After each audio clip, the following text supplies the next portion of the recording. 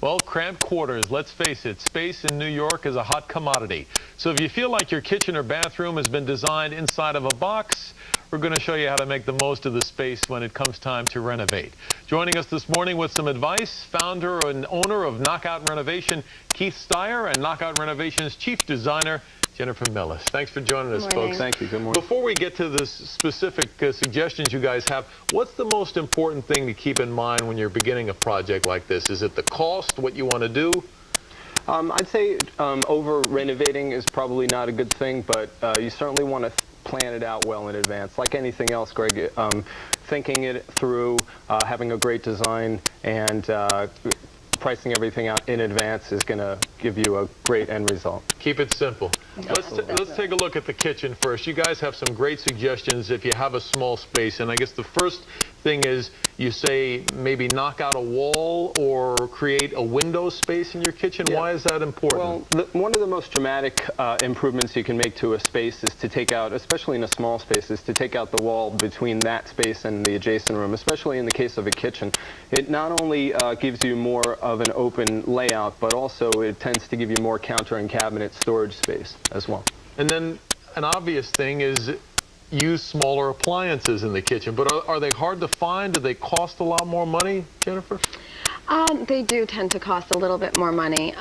They've become a lot more readily available, and they're definitely worth the extra cost. They fit the space so much better. What kinds of sizes are we talking about? I mean, can you actually find something that'll be tailored to what you have available?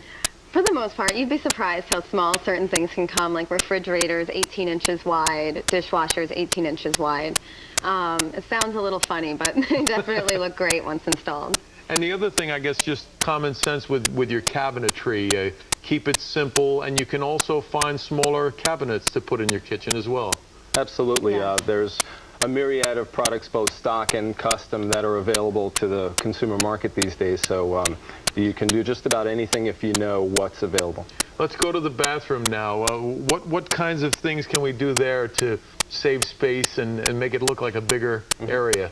One of the biggest things you can do in a bathroom is use glass whenever possible, like a glass shower door, a glass tub door.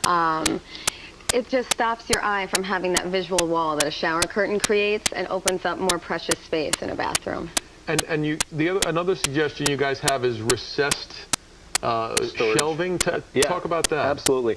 Well, especially in a small bathroom, you have extra space between the wall studs behind most walls. So you can utilize that space by creating recessed shelving and recessed storage, either enclosed or open.